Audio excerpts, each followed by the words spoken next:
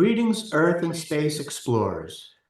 Welcome to Doc Waller's Earth and Space Report for Friday, January 26th, 2024.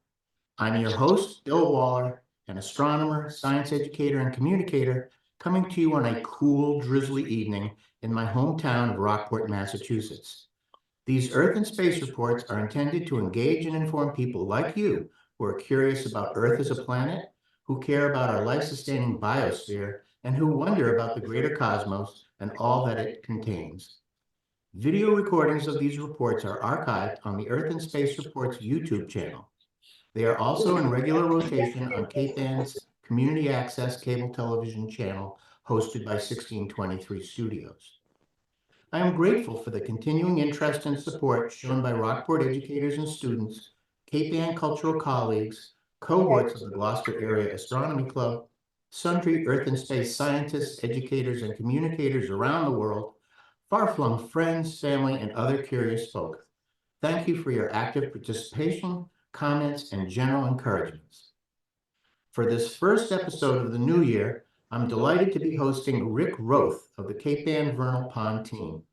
This team has been active for many years, discovering, investigating, and certifying the biologically rich vernal pools that abound in Northeast Massachusetts. Each spring, these temporary wetlands play host to various salamanders, frogs, and other amphibians pursuing the most amorous phases of their lives. In many ways, Rick has been inspirational frontman of the team, despite his rigorous day job as a carpenter. Recently retired, Rick continues to lead popular expeditions to local vernal ponds, but he is also best known as the Snake Guy, with his impressive collection of live snakes that he shows to enthralled students and kids and adults alike. This evening, he will regale us with his fascinating engagements with myriad creatures. So let's get started. The Zoom platform is all yours, Rick. Thank you, Bill, and thank you for inviting me to do this in the first place. The Vernal Pond team is ever grateful. And with me is Vicky, without whom I wouldn't know how to work anything on this computer, and it would be a total wreck. So here we go. Some of you in the Gloucester area may know me, and you're looking on the screen right now and you're going, who's that guy? And I'm not wearing my glasses because there's the lights in here just kind of make me look like a space alien. And have the reflection off my glasses. And then the other thing is I usually have this much longer hair, but about every 3 years I get a boy's regular haircut. And it's not too far after that, so I look a little different than most people are used to seeing.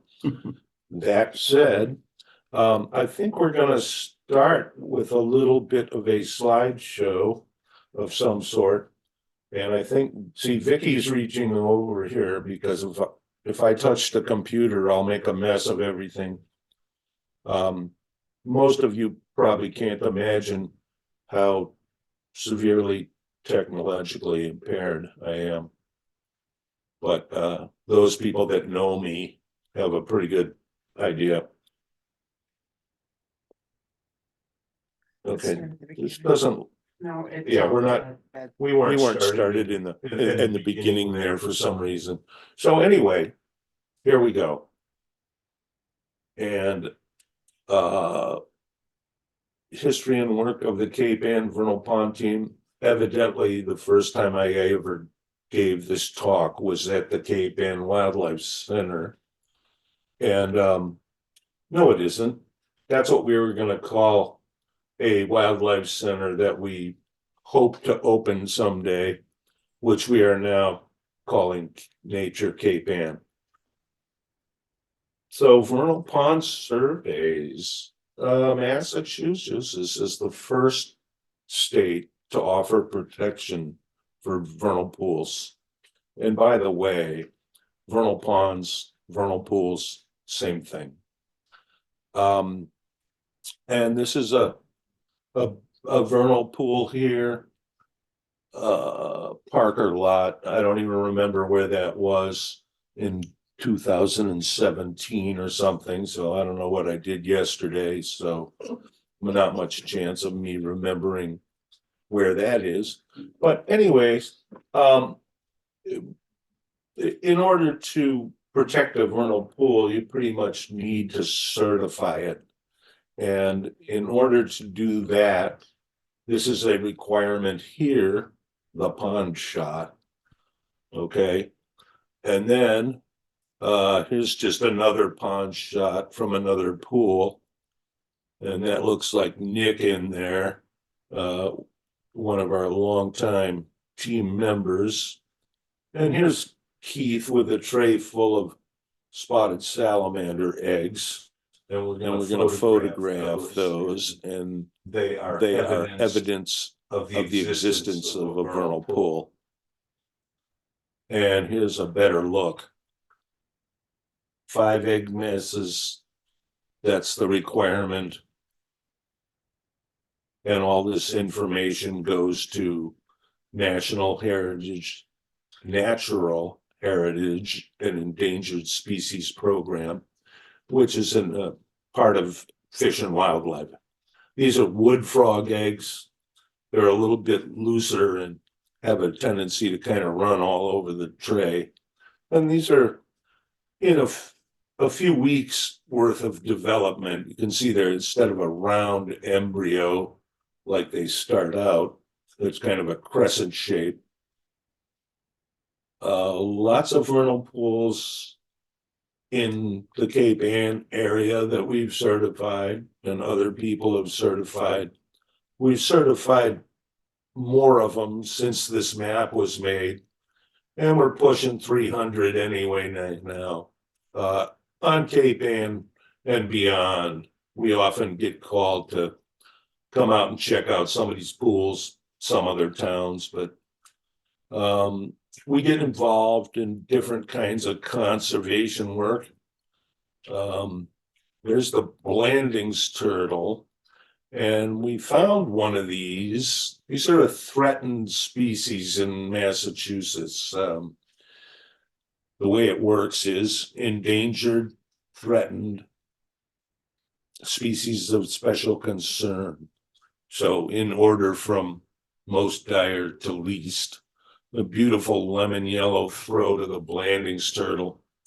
And so we looked in a nearby wetland to where one was found in Gloucester, and these turtle traps, and that's Keith and Nick again. And we take the traps into the water and spread them out like an accordion. They've got a little funnel in one end that the turtle seems to be able to get into but not out of. And we put a can of sardines in there, puncture it so the oil starts to run out into the water. And then the turtles smell that and they move right into the trap. So we check the traps every day. This is a spotted turtle. And as it turns out, it was just a bycatch. It wasn't what we were looking for. But Millbrook Meadow and Mill Pond, restoration and relocation. Eric Hutchins, who a lot of people know in Rockport, gets involved in all kinds of conservation projects, and that's him on the left. And he asked me to come out there, and we made a field trip out of it for some school kids who helped us out. And once again, we were trapping turtles and whatever else we could find. And here we are headed out to check the turtle traps. And we got a whole bunch of painted turtles out of there. And they were released up in the Loop Pond, which is maybe a quarter to half mile away, but it's all connected by a stream. And I'm sure the turtles can make their way back to the mill pond if they want to. And we measured them. And we got a bunch of turtles.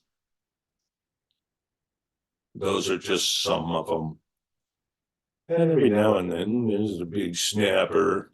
You gotta love those claws. And we did some, I guess this is a seine. I don't know what it is really, but whatever it was, we caught fish in it. And so we measured some fish and released those up into the loop pond, and they too can make it back to the milled pond if they choose to. Eels. Eric is very involved with eels, and he does a count of all the elvers that return from the Sargasso Sea. That's where these American eels breed, and the young ones somehow find their way back to where their parents grew up. And it's quite a thing. But Eric has an elver trap, and he counts the elvers every year just to see what the health of that population is looking like from year to year. And there's a brand new elver just arrived in Rockport. I don't know what we're looking at here, but it appears to be fairly interesting. We have a lot of relationships with other organizations. The New England Wildlife Center, Dr. Greg Mertz is my veterinarian for one thing, and he's done a fantastic job down there of, for the most part, what they do is rehabilitate wildlife and release it back into the wild. Now, my echo went away. Does that mean I can still? Okay. I don't know what happened. Okay. So anyway, it's down in South Weymouth, and me and Nick, he's also in the construction business, built this thing on my deck and then disassembled it, drove it down to South Weymouth, and then reassembled it. So they ended up with this flight cage. The first one they ever had, they got a whole bunch of them now. And that's Nick on the left and Dr. Mertz there in the center and me on the right in our carpentry outfits and everything. And as far as the Cape Ann Vernal Pond team goes, we started in 1990, and we've been doing nighttime field trips, and it's basically rainy nights and flashlights. Amphibians live in the woods and the surrounding habitat of whatever vernal pool you're at. Sometimes it's not the woods, but it's a meadow or something like that. But somehow or another, they live there through the whole rest of the year, and then weather dependent, somewhere around March 1st to April 1st, you'll get a migration of frogs and salamanders. And a lot of people think of big night when they all come out. And I've never seen a big night where they all come out. I've seen some pretty good nights where an awful lot of them came out, but I've never seen it all happen in one night. So I think that's a bit of a misnomer. But here we are at a vernal pool. And, sometimes we see them still crawling to the pools. Sometimes we catch them in the pools, witness their breeding activity, and actually see the eggs being laid. And it's just really a fun time. Here's the poster boy for vernal pools, the spotted salamander. And along with a few other species, they really kind of help to define as far as the statutes go, because they're known to breed in vernal pools. So if we want to certify a vernal pool, we pretty much have to find spotted salamander eggs or wood frog eggs, because that kind of proves the existence of a vernal pool. These things usually won't breed in a fish pond, and if they do, which they do occasionally, most of their eggs and larvae will get eaten up by fish. So vernal ponds are fishless habitat. They usually dry up in the summertime. but not before the eggs have hatched and the larvae have developed from gill-breathing aquatics to land animals when they walk away into the woods. And that's a great shot. They're so cute, you can hardly stand it. Look like a cartoon. And this is a predaceous diving beetle, and it is surrounded by fairy shrimp, a crustacean that is only known to vernal pools. They have no other habitat. And if you start to think about that, how can they exist in a pond that dries out if they're aquatic? Well, their eggs are in there when the pond dries out. And in fact, the eggs have to dry out or they won't hatch when the pond fills again. I've seen some rainy summers where we didn't get any fairy shrimp the next year. And it's one of the things about vernal pools is that they are a lunch counter for wildlife. And you can imagine what a delicacy these fairy shrimp are. And we often see birds and other animals in there eating them like popcorn. There's a spring peeper, and he's got his throat fully extended. He's just took a big gulp of air to push across his vocal cords so he can do that peep, peep. Oh, I'm losing my voice here. I can't do that high pitch. Anyway, picture this really high pitched, loud squeaking noise, and that's what they do. And they are really loud. They're only about a half an inch long, and they got to be one of the loudest animals I've ever heard for their size. This is the wood frog, and they are a wood frog. They are an obligate species. They pretty much don't breed in any other kind of wetland. And this is an interesting little frog here. It's probably the first vertebrate that we ever found out about that actually freezes solid in the wintertime. Most animals like amphibians and reptiles and stuff, they go underground to get away from the freezing temperatures, but wood frogs just get under about 4 to 6 inches of leaf litter and freeze totally solid, and somehow manage to thaw out in the spring and come back to life. I don't get it, but that's what happens. Spotted salamander egg mass, newly laid. You can tell by the round embryos. We also do daytime field trips. I think this one might be for, trustees of reservations at Agassiz Rock. And that's a lovely little cluster of pools out there in Manchester. And Essex County Greenbelt. And I don't know what we're looking at there, but it must be something. And we like to be able to view these eggs. And you'll notice that we get that one egg mass in there that looks like a cloud. Seems like about 30% of spotted salamander eggs come out cloudy, and the rest of them are clear, like the one to the right of it. Nobody really knows why that happens, and the salamanders don't seem to care which kind of egg mass they come out of because they both have the same hatch rate.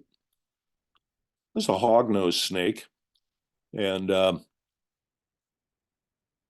they're one of our native species that likes to raid vernal pools because toads like to breed in there.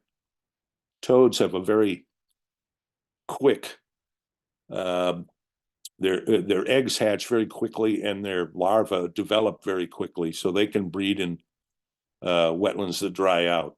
And so we usually see a lot of toads at our vernal pools. And here I am chasing down something. I don't know what. And this little girl is kind enough to give our salamander a spritz of water because they don't like to have their skin dry out. If it's real hot and dry outside in the summertime, they go way underground where it's still kind of cool and moist.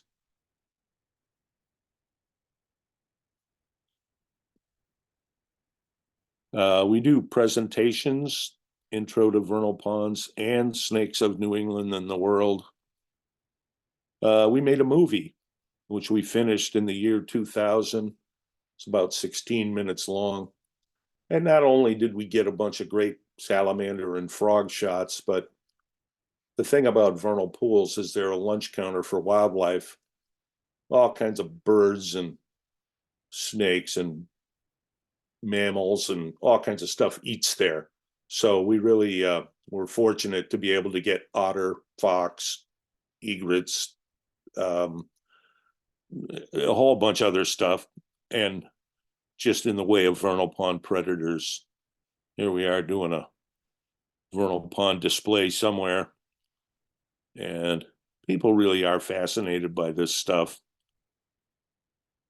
I think we did our first snakes of New England in the world in the year 2003. And I was always a snake man. Got bags somewhere. I had bags. Oh, I put them over here. You want to stop sharing your screen here so that they could see this better? I don't know. Do you want to finish Bill, it first? you do whatever you Stop want. Screen. You want to do this at the end or while we're going? I'm just going to do this because I thought it would be fun. I don't, can they see it? Yeah. Okay. Can you see that, Bill? Yeah. Yeah, I thought so. This is a northern brown snake, and they're kind of an innocuous little thing. And this is an adult. They only get about 12 or 14 inches. But 66 years ago, I was walking home from kindergarten and I caught one of these and I brought it home, put it in a shoebox, and it got loose after about 10 minutes and I never saw it again. But that was the beginning of the end of me and creepy crawlies. Okay. When I go outside, and I spend a lot of time outside, I look down. I can't identify a bird to save my life because I always look down. But I know most of the snakes, turtles, frogs, and salamanders. And can you put some rubber bands around that when I find them? Mhm. I don't know what I did with those. Okay. Or don't. Here, I'll give you, here, you can take one off of here. Okay, so anyway, snakes of New England in the world. There's only 14 species of snakes in New England, so it's kind of a short show if you just do that.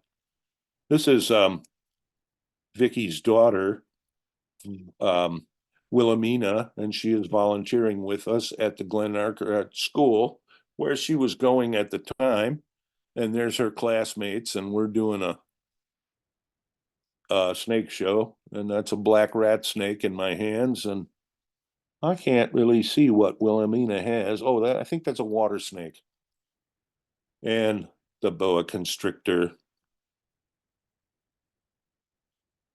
And Harold Parker State Forest. We'll basically go anywhere they'll have us. And Sawyer Free. We love the Sawyer Free. I mean, they were kind of the first people to get us to do programs when everybody thought we were just crazy. And we still are crazy, but a lot of people have understood that we also have some interesting stuff going on. That's the library in Gloucester. Yes, it is. The Sawyer Free. Yes, it is. And so here's a vernal pond display at the Massachusetts Reptile Expo, which is put on by the New England Herpetological Society. And I think I've been a member of that since about 1982, past president. I'm actually from Illinois, so I didn't get here until 1980. And as soon as I found Cape Ann, I decided I wasn't moving anywhere else because I just think it's the neatest place there is. And there's a gray tree frog. And if you can spot one of those on a real licheny branch, you're doing better than I can.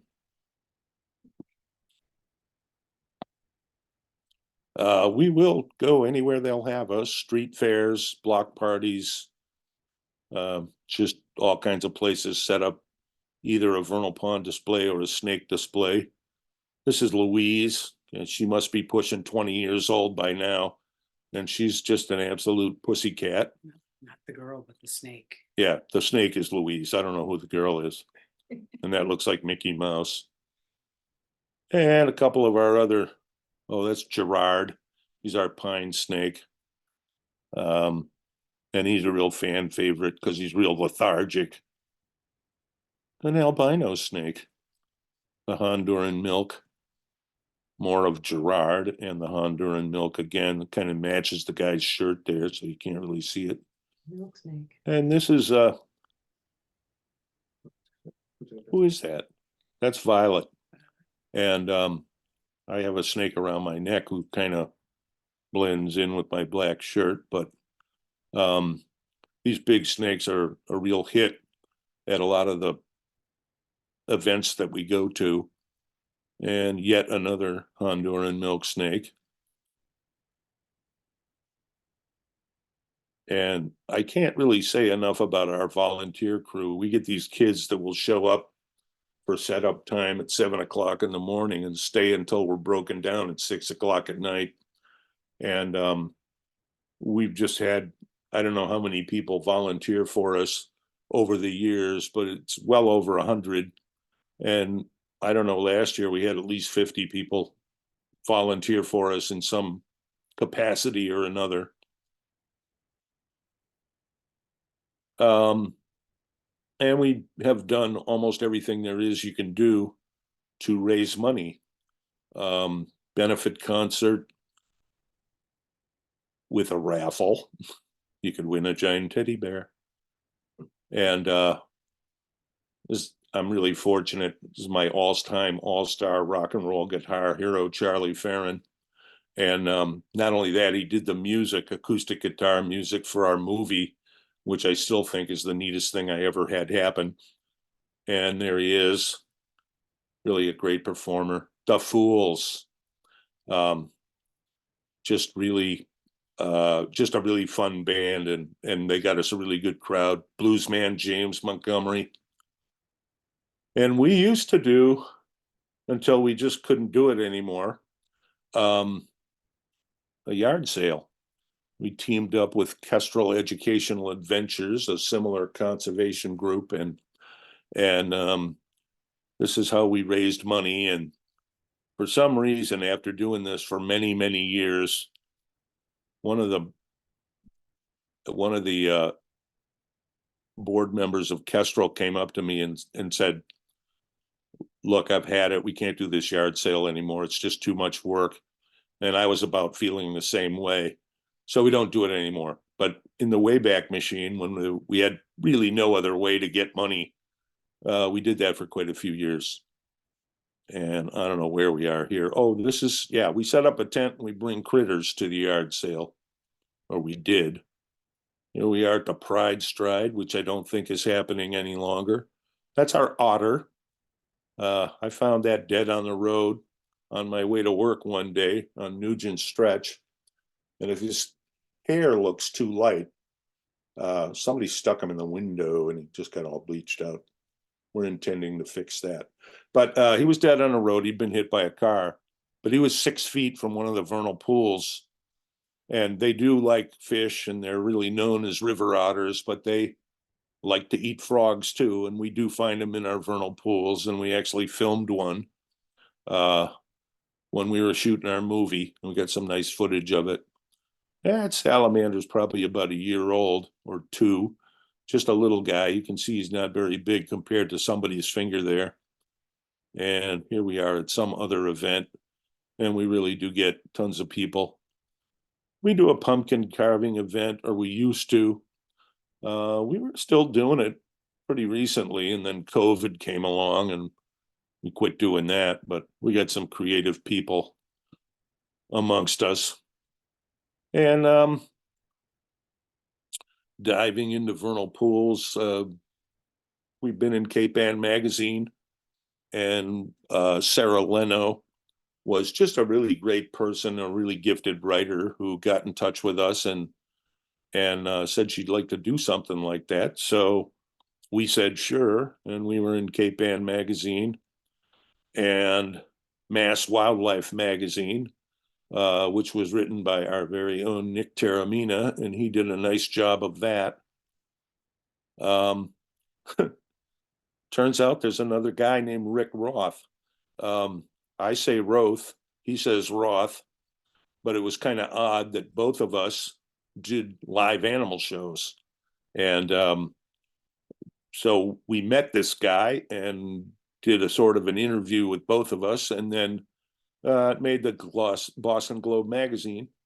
And Yeah, we've become really good friends. Saw him last summer. He's a gifted artist, and Is that Rick he Ross? does all these. Yes, the other Rick Roth. I'm not a gifted anything, but he's a gifted artist, and he's not doing the wild animal shows anymore. But he's a sculpting in clay, and he was at some event last year. Oh, they had it at Stageford Park for 2 whole days or a whole weekend, and he was there with his sculpture. I was in Sierra magazine with a bunch of snakes, and that was another fun thing. And we got this really cool photographer that said, "Well, let's go out to the beach and take pictures of these things." I said, "Okay." I pretty much do what I'm told.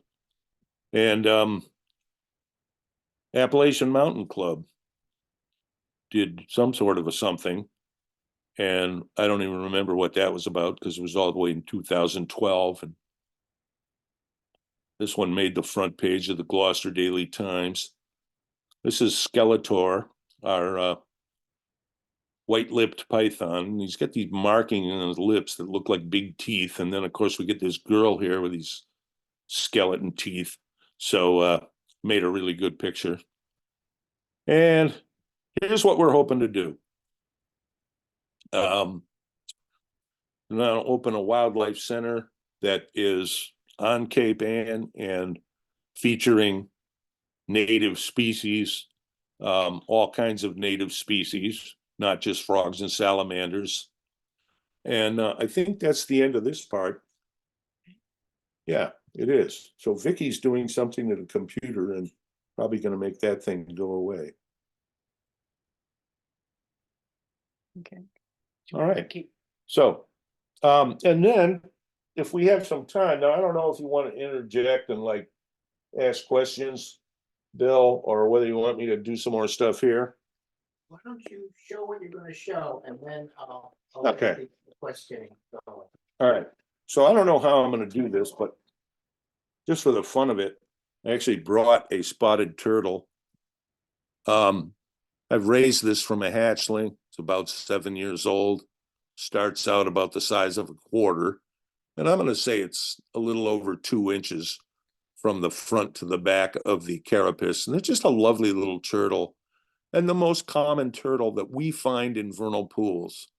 Most of our turtles prefer more permanent water, but these walk around a lot.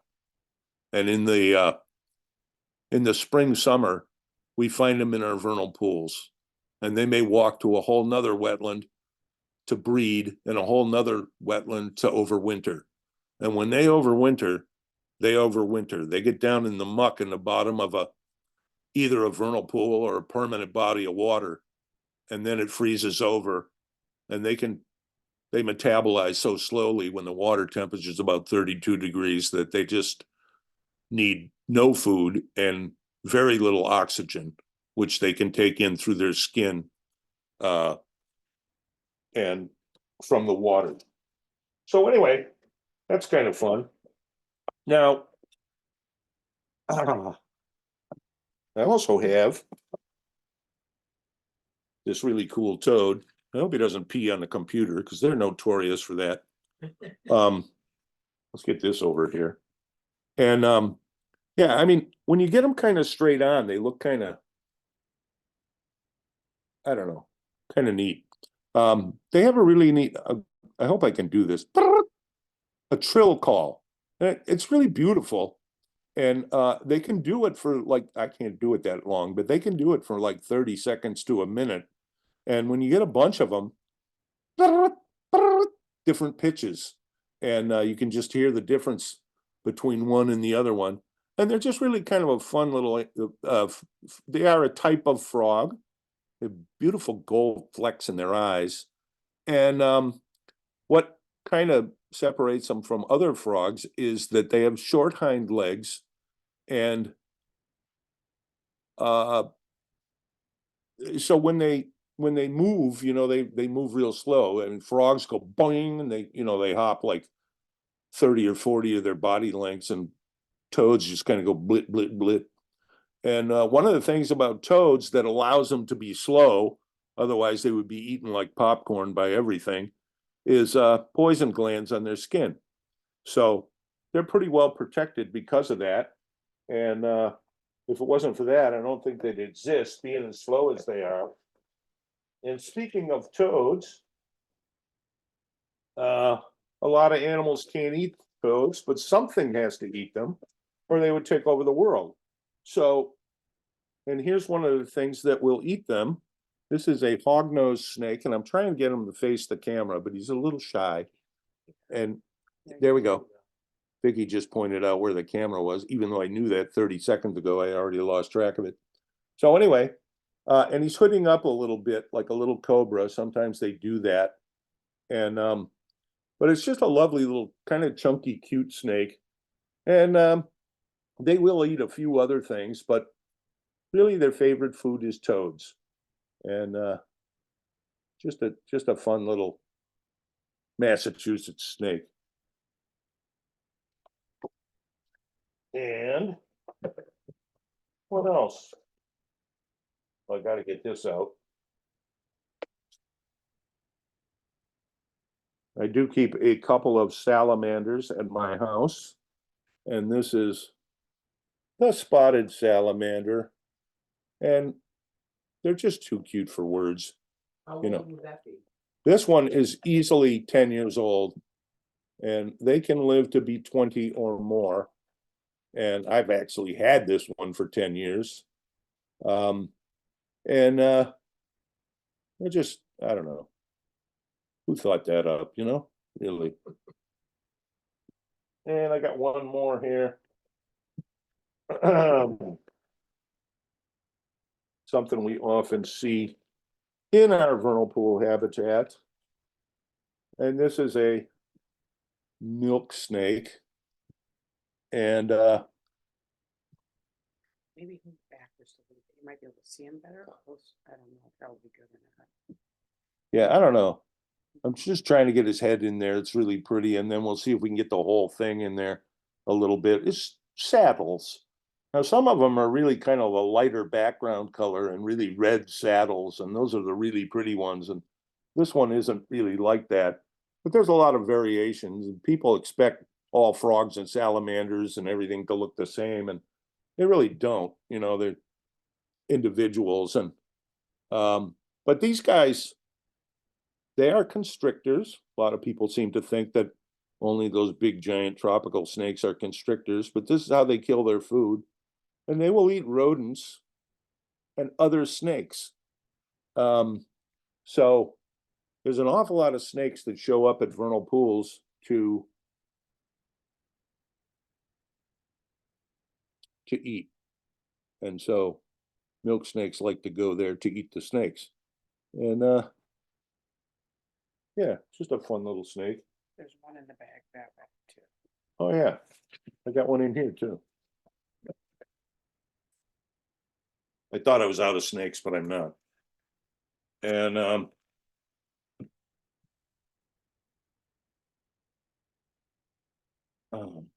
this is the good old garter snake. And one of the things about these is that even though they're very common, and they do eat a variety, they'll eat bugs, earthworms, fish, frogs. And I hope you can see this tongue action here because they have the most beautiful tongue in the snake world, even though they're one of the more common snakes on the planet too. Scarlet red with black tips. And that's real important to them. Sticking out their tongue, collecting particles from the air, and then pressing their tongue up against the roof of their mouth is how they smell. And with that forked tongue like they have, it's stereoscopic smell. So they can actually kind of tell which way the scent is the strongest. So if they're tracking a frog or a earthworm or whatever it is, they can kind of tell which way they ought to be going. But yeah, just kind of a neat little aspect of the regular old garter snake is that beautiful red tongue. I hope you get a chance to see that.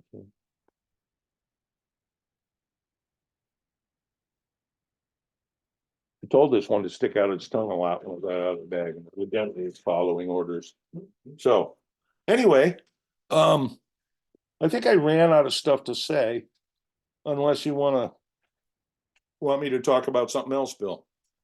I think it's time for, oops, sorry. I think it's time for the gallery to unmute and ask questions. And while you guys are doing it, I have a chat request from Mary Ellen Lepianka. She said, if you knew Dan Pearson of Rockport, he collected data on salamander egg masses and painted turtle eggs in Dogtown. He introduced my family to peepers, a treasure. Yes, he was a team member for many years.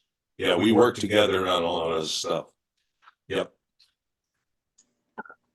Well, with your organization, it's been going since the 90s. So you're probably getting multiple generations who have gotten involved by now. That's probably the case, but I don't remember what I did yesterday, let alone, yeah, so, yeah.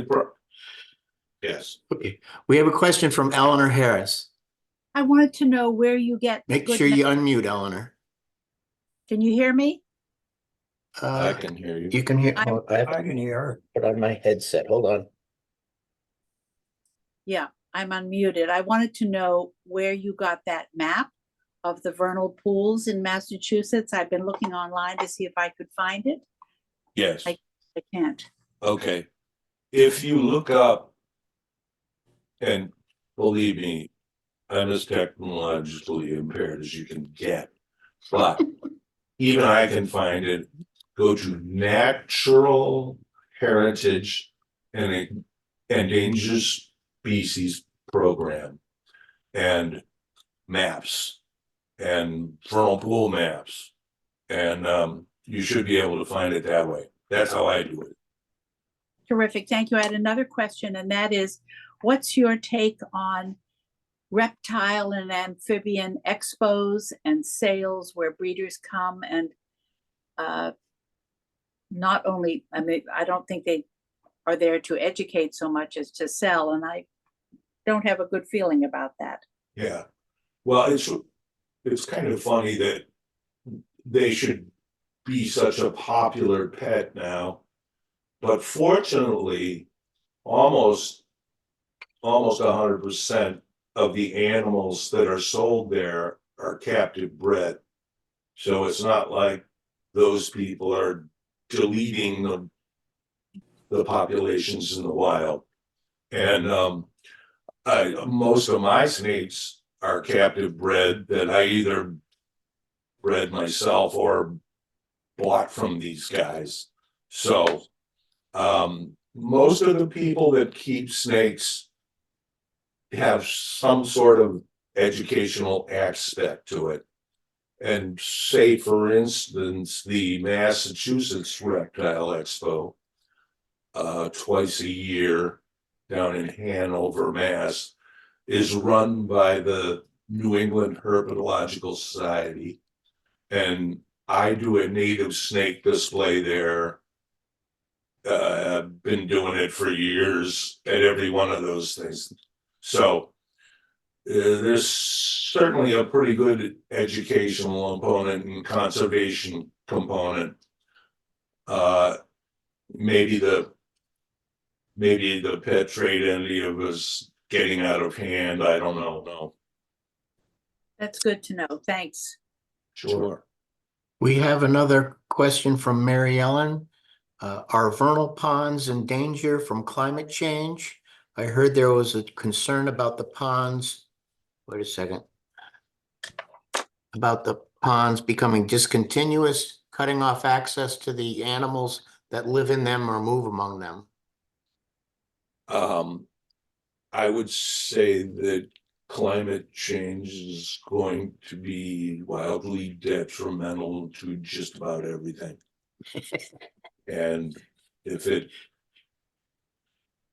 doesn't kill everything, those things that survive will certainly have to make some changes.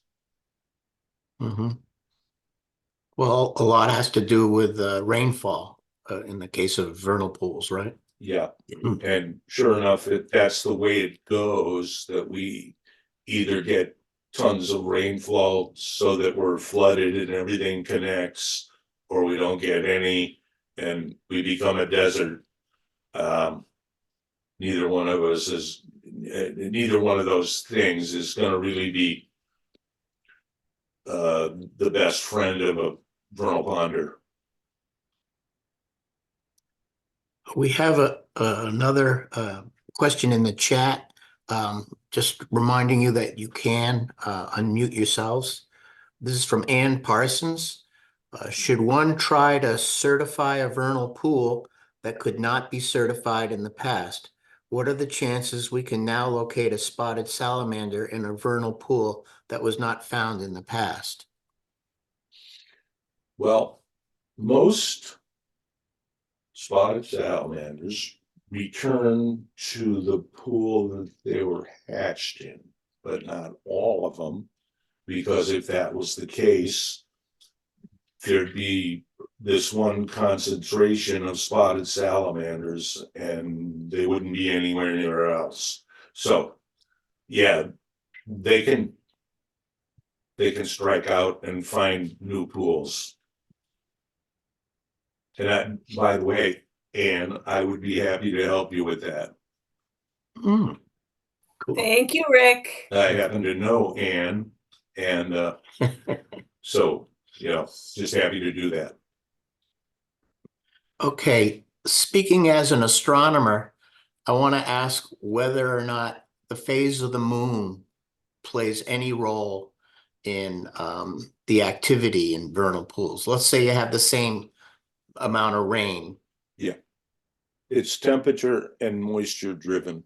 Mhm. And after watching this for 30-something years, they don't care about the moon. Mhm. Where'd they get the name Vernal? Vernal means spring, and it's full of water and active in the springtime. Is it spring fed? No. Snowfall or snow melt and rainfall. No brackish. No. Thank you That's, very much. there are brackish wetlands that are Yeah. certainly, Well, not have a a lot of pond. cool stuff in them, but they're not vernal ponds. Those are simply fresh water. Thank you for the lecture. It was very fascinating. Well, thank you so much. Mhm. And I also wanted to bring up the fact that the vernal pools are not exclusive to Cape Ann or New England. You said that there's other places throughout North America and maybe beyond that have this sort of thing. Whether or not they call them vernal pools and whether or not they all have the same species, temporary wetlands are worldwide, with the exception of the poles. So, yeah, and we were fortunate in this area. Leo Kenny and his students at Reading High School found these wetlands on the school property and just started studying them. And they came up with all kinds of education materials. We went to workshops and seminars that they did to learn what we know about vernal pools. And I don't know when they got started, but they were well into it by the time we came along in 1990. So they had this really cool, let's see if I can get that. Yeah, Wicked Big Puddles. That's what the kids named the book. And it's probably still available from the Vernal Pool Association, vernalpool.com, and also the field guide. And this was done by Leo Kenny and one of his students, Matt Byrne, who now is in some sort of conservation and was a Cape and Vernal team board member for a while. So, and I'm still in touch with him.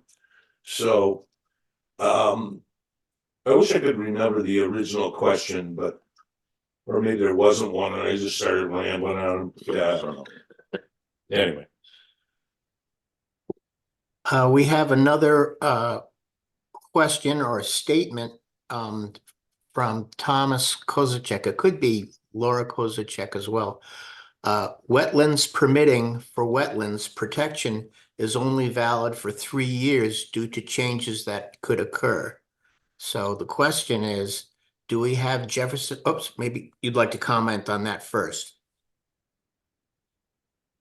Yeah, that's news to me. The 3-year thing. And so the pools that I know about that we certified a long time ago are treated as certified vernal pools by the Conservation Commission and whatnot, everywhere I've been. Okay. And he follows up with, or she follows up with a question. Do we have Jefferson salamanders here? And could you say something about these ponds in the fall? How do conditions in the fall affect things? Okay. A Jefferson salamander is part of this thing that I have never fully understood, but they're kind of a country cousin at the very least of the blue-spotted salamander. And how it exactly works, I don't know. But we do have blue spots as close as Hamilton. I've never seen one on Cape Ann, but I've seen them close by. And not only that, they're common there. I was working on a house many years ago, and part of my job as a carpenter was to tear up the front step, and underneath it, there was a blue-spotted salamander. And then later in the day, when the kid came home from school, I said, "Hey, do you find salamanders around here?" And he said, "Sure." And I said, "What kind?" And he said, "Mostly blue spots." So they actually have more blue spots in that kid's neighborhood in Hamilton than they have the regular spotted salamander with the yellow spots. Okay. Any other questions? Oops, we have another thing from Thomas Kozacek. By 3-year limit, I just mean that the permit for work near wetlands needs separate wetlands delineation. The certified pools are protected. No threat there. Okay. All right. Any other questions? Sorry. Any other questions? All right. I think you have done a great job regaling the gallery and people beyond. People will be taking a look at little wet places in their neighborhood throughout the land. Please look us up if you're really interested in this stuff at capeandvernalpondteam.org. And if you want to get on our listserv, find out about field trips and other events, you can do that, and you'll get all our e-blasts about everything we're doing. Tell them we do about a dozen nighttime. Tell them we do about a dozen nighttime field trips in March to April too. Depends, so we Yeah, don't know how yeah. many we're doing yet. I mean, And William, you're gonna make this available? Oh, yeah, Good. as Yeah. always. Yeah, my granddaughter might be curious. Oh, yeah. Excellent. Yeah, I'm definitely going to be sharing this with a friend of mine in central Connecticut. She has this very cool pond in her backyard. It's a regular pond, but she's just fascinated by everybody who lives there. So I'm going to send this to her. She's going to love it. Oh, yeah, wetlands are neat. Yeah, it's great. You ever Um, do Thank you very much for the marsh presentation. lands? Great. Okay, Right. call it an evening Absolutely. and Thank wait for the spring. and Thank see you See you for all. inviting us, Bill. Sure Have a good thing. night. Take care. Thank you all. Pleasure. Wonderful. Thank Thank you. Thank you so Okay. much. Thank you. All right. Take care, Bill. Thank you. Great show, Bill. So